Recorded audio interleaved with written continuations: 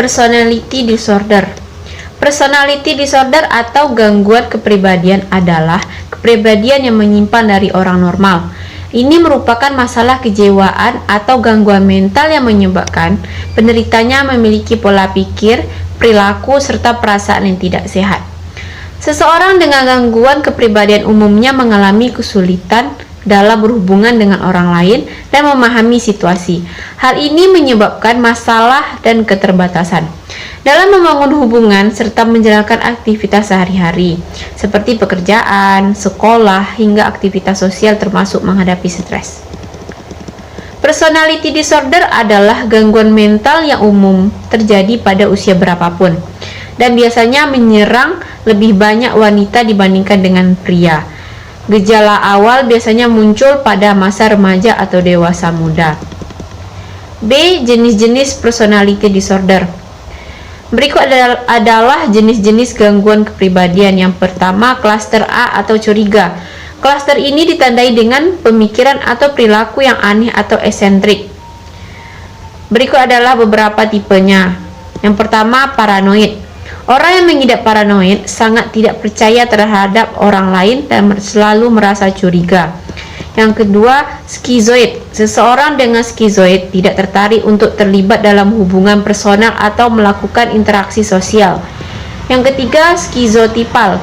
Orang dengan gangguan kepribadian skizotipal merasa tidak nyaman memiliki hubungan dekat dengan orang lain, memiliki pemikiran yang menyimpang dan perilaku yang eksentrik. Ia pun mungkin memiliki kecemasan sosial yang berlebihan. Klaster B, emosional impulsif. Klaster ini ditandai dengan pemikiran atau perilaku yang dramatis, terlalu emosional, dan tidak dapat diprediksi. Berikut ada tipe-tipenya. Yang pertama, gangguan kepribadian antisosial. Mengabaikan atau melanggar hak orang lain dan cenderung melanggar norma sosial. Yang kedua, borderline personality disorder. Gangguan kepribadian ambang, memiliki suasana hati, citra diri, serta hubungan yang tidak stabil, diikuti dengan perilaku impulsif. Yang ketiga, histrionic personality disorder.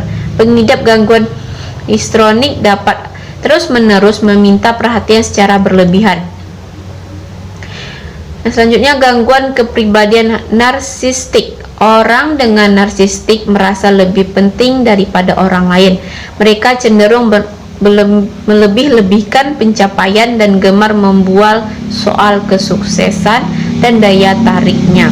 Mereka sangat butuh pujian dari orang lain tetapi tidak punya empati terhadap orang lain. Klaster C, gelisah. Klaster ini ditandai dengan kecemasan serta pemikiran atau perilaku yang menakutkan. Berikut adalah tipe-tipenya. Yang pertama, avoidant personality disorder. Ia biasanya terus memikirkan kritik dari orang lain dan menghindari partisipasi dengan aktivitas dan pergaulan baru.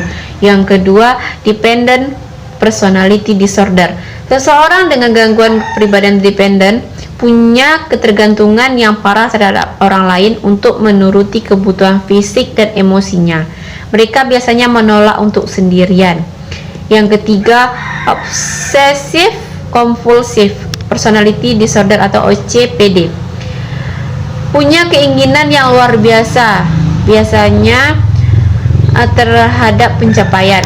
Ia sangat mengikuti aturan dan regulasi serta rela mengabaikan hubungan personal untuk fokus pada pencapaian yang sempurna. C. Tanda-tanda gejala dan gejala personality disorder. Secara umum, gejala dan tanda gangguan kepribadian adalah: yang pertama, senantiasa diliputi perasaan negatif seperti stres, gelisah, perasaan tidak berharga atau amarah. Yang kedua, kerap menghindari orang lain, tidak percaya pada orang lain, merasa hampa dan tidak terhubung secara emosional. Yang ketiga, sulit mengendalikan perasaan dan perilaku yang negatif. Yang keempat, sering tidak mampu menjaga hubungan yang stabil dan dekat dengan orang lain termasuk keluarga dan teman. Yang kelima, kadang kehilangan kontak. Dan faktor resiko personality disorder. Apa penyebab gangguan kepribadian? Penyebab dari gangguan kepribadian tidak diketahui secara pasti, namun para ahli meyakini kondisi ini dipicu oleh kombinasi dan beberapa faktor, yaitu A. Genetik yang diturunkan dari keluarga, yang B. Lingkungan dan keadaan sosial seperti kehidupan keluarga yang tidak stabil atau kacau, yang C. Faktor biologis. Beberapa peneliti mempercayai bahwa kondisi ini dipengaruhi oleh kelainan struktur atau ketidakseimbangan zat kimia. Yang apa saja faktor yang meningkatkan risiko gangguan kepribadian? Ada banyak faktor resiko untuk gangguan kepribadian, yaitu 1. Pernah mengalami kejadian traumatis. Yang kedua, pernah menjalani kesulitan pada masa kecil seperti kekerasan atau diabaikan. Yang ketiga, terdapat kelainan dalam struktur dan zat kimia di otak. Yang keempat, riwayat keluarga dengan gangguan kepribadian atau penyakit mental lainnya. Yang E, diagnosis personality disorder. Ada beberapa cara yang mungkin dilakukan dokter atau ahli kesehatan mental seperti psikolog atau psikiater. Yang pertama, pemeriksaan fisik seperti tes laboratorium atau tes pemindaian, serta menanyakan riwayat kesehatan Anda untuk mencari kondisi medis lain yang mungkin menyebabkan gejala. Yang kedua, evaluasi psikiatrik, termasuk diskusi tentang pemikiran, perasaan, dan tingkah laku.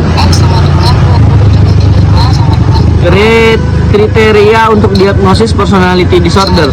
Setiap gangguan kepribadian memiliki kriteria diagnostiknya sendiri. Namun, secara umum, dokter dan ahli kesehatan mental akan menentukan diagnosis gangguan kepribadian jika pasien memiliki setidaknya 2 dari kriteria di bawah ini. Yang pertama, cara Anda memandang dan menafsirkan diri sendiri, orang lain, dan peristiwa. Yang kedua, cara Anda bersikap ketika menghadapi atau hubungan dengan orang lain.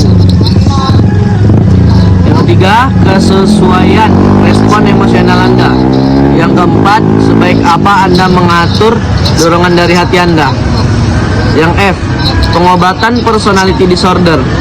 Bagaimana mengobati gangguan kepribadian? Perawatan yang ditentukan untuk Anda tergantung pada jenis gangguan kepribadian yang Anda alami. Adapun beberapa jenis pengobatan yang umum dilakukan yaitu A. Psikoterapi. Psikoterapi atau terapi bicara mungkin bisa membantu mengatur gangguan kepribadian atau personality disorder. Yang B. Obat-obatan. Belum ada obat-obat yang khusus untuk mengobati gangguan kepribadian. Namun ada beberapa obat yang dapat membantu mengontrol gejala seperti antidepresan yang dapat mengatasi depresi, kemarahan, atau impulsivitas.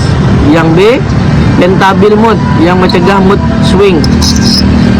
Selanjutnya, obat antipsikotik juga dikenal sebagai neuroleptik yang dapat mengganggu orang yang kehilangan kesadaran dengan nyata. Selanjutnya, obat anti cemas yang membantu meringankan kegelisahan, kecemasan, dan insomnia.